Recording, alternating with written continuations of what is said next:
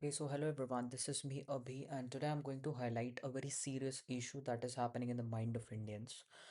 So there is a hype of systematic investment plans that's going all around. हर इंसान जो हमारे around है वो एक्चुअली यही बोल रहा है कि we should do SIP, SIP is the future, SIP हमें अमीर बना देगा, SIP हमें करोड़पति बना देगा, but the reality is way different. People are just considering कि they are just investing a particular amount, but they don't know the reality. And let me show you that thing actually. And we'll just do simple mathematics to understand that this is not the reality जो हमें दिखाई जा रही है. The agents that are trying to come up to us that invest 10,000 pools for 20 years and you'll get 4 5 CR at the end of the day, that's not the reality. And I'll just show you practical things to prove it. So I'm on my PC.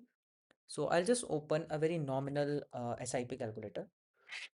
Uh, I would say a step up SIP calculator, step up SIP and a normal SIP. The difference between both is that step up SIP ऐसा हो गया कि for example I am increasing my investment. आज मैं 100 रुपये लगा रहा था, next year से मैं उसको 10% बढ़ा दूंगा. That means 100 मेरा initial था. Apart from that 10% I would add the next year. That is अगले साल मेरी investment होगी 110 rupees. तो ऐसे इसको बोलते हैं स्टेप अप SIP. तो आई am just opening a very famous platform, SIP platform, से फॉर एग्जाम्पल ग्रो.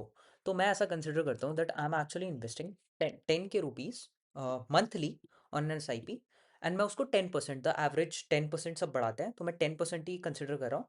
12% का I am considering a expected return rate जो नॉर्मली निफ्टी 50 या फिर बेसिक बैंक निफ्टी भी दे देता है, राइट. और मैं टाइम पीरियड को कंसिडर करता हूँ कि मैं 25 ईयर्स तक इस अमाउंट को मैं लगाऊंगा. तो eight the end of 25 years, जो कि आपको हर एक SIP एजेंट दिखाएगा, वो ये दिखाएगा कि सर देखो, you invested 1 crore 18 lakhs and after that apart from your principal amount आपको 2 करोड़ 75 lakhs प्रॉफिट है. एंड आपकी जो टोटल पोर्टफोलियो की वैल्यू होगी 25 साल बाद वो होगी 3 crore 93 lakhs 55,018. But this is not the reality. अभी आपने इसमें इन्फ्लेशन कंसिडर नहीं किया है. इन्फ्लेशन को basically if I tell in very easy words is that inflation means महंगाई, भत्ता दर, दैट इज इंक्रीजिंग. एंड अगर मैं एक नॉमिनल भी कंसिडर करूँ तो हमारा इन्फ्लेशन रेट एवरेजली अराउंड 6% है. तो 6% के साथ साथ जो आपका पैसा है वो हर साल कम होता जा रहा है. On the other side, considering the diplomatic and geopolitical condition of India, Indian rupees भी कम होता जा रहा है. तो इवेंचुअली आपका जो अमाउंट है वो अंडर वैल्यू हो ही रहा है, राइट. अब इस चीज को मैं प्रूव करता हूँ एक वेरी वेरी सिंपल मैथमेटिक्स. तो मैंने एक्चुअली एक कैलकुलेटर बना के रखा है, बेसिक एक्सेल है, कुछ इसमें भारी फॉर्मूला का यूज नहीं है. नॉर्मल की I am just doing a 10 K SIP same as the step up SIP calculator में जो हम अमाउंट यूज कर रहे थे. स्टेप अप अमाउंट है 0.1, that is equal to 10%, because excel में फॉर्मुलेशन इस तरीके से मैंने किया है अभी. ईयर्स जो मैं टाइम पीरियड कंसिडर कर रहा हूँ इट्स अराउंड 25 ईयर्स. रिटर्न जो मैं एक्सपेक्ट कर रहा हूँ दैट्स 12%. इन्फ्लेशन जो मैं कंसिडर कर रहा हूँ that's 6%. And coming on to LTCG stands for long term capital gain. LTCG तब लगता है जब आप कोई भी स्टॉक या कोई भी पर्टिकुलर म्यूचुअल फंड को 1 ईयर से ज़्यादा तक अपने डीमेट में होल्ड करके रखते हो या फिर अपने म्यूचुअल फंड सेंट्रल में रखते हो, राइट. तो हम कंसिडरिंग कि तुम 10,000 की SIP कर रहे हो. तो अगर आप 10,000 कर रहे हो तो आप उसको 12 से मल्टीप्लाई कर दोगे तो आपका ईयरली इन्वेस्टमेंट हो गया 1,20,000, राइट. अब 6% से मैं कंसिडर कर रहा हूँ from the initial factor only, 6% से महंगाई बढ़ रही है. तो आपका जो ये अमाउंट है वो eight the end of the day 1,20,000, वो आपका 1,13,207 हो जाएगा. मतलब आप इतनी अमाउंट इन्वेस्ट कर रहे होगे क्योंकि उस साल भी महंगाई बढ़ेगी, राइट. अगर इसी चीज को मैं कंसिडर करता हूँ तो नेक्स्ट ईयर मेरी जो SIP हो जाएगी वो 10% से बढ़ जाएगी, that means 11,000. Same as continuous मैंने 10% इसको इंक्रीज किया हुआ है.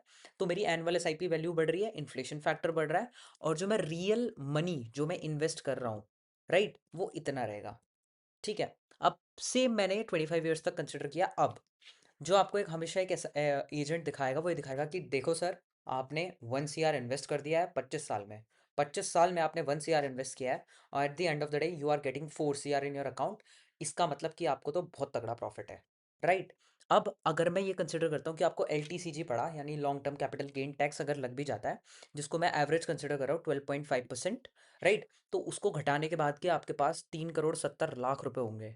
आप समझ रहे हो? But the reality is that अभी ये जो अमाउंट है ना, जो आपने टोटल इन्वेस्टमेंट किया है, वो आपको इसका टोटल बता रहा है जो आप हर साल इन्वेस्ट कर रहे हो, दैट इज ये वाला कॉलम, राइट। बट महंगाई बढ़ रही है, तो आपका जो इंडियन रुपी है उसकी वैल्यू भी घट रही है। तो जो आपकी रियल इन्वेस्टमेंट वैल्यू होगी ना, वो ये होगी जिसमें हम इन्फ्लेशन वाले फैक्टर को माइनस कर रहे हैं, दैट मीन्स इन सब का समेशन, राइट। अब ये हो गया आपका टोटल इन्वेस्टमेंट, मतलब कि कुल मिला के महंगाई वगैरह को अगर मैं कंसिडर करूँ तो 25 साल बाद जो आप सोच रहे हो कि मैं तो 1 करोड़ रुपए इन्वेस्ट कर दूंगा, वो आपका इक्वलेंट होगा 45 lakhs के, जो कि कोई बड़ी वैल्यू नहीं आई गेस। आफ्टर दैट आपका जो रियल कॉर्पस होगा, रियल कॉर्पस मतलब कि जो आप 4 CR, जो आपको आपका एजेंट दिखा रहा है कि आपके पोर्टफोलियो में 4 CR ऑफ अमाउंट की फंड्स पड़े होंगे या फिर म्यूचुअल फंड्स पड़े होंगे जिनको आप कभी भी कैश करा लो, उसकी वैल्यू 96 लाख रुपीज होगी उस टाइम पे, यानी 4 CR of today is equal to 96 lakhs of that time.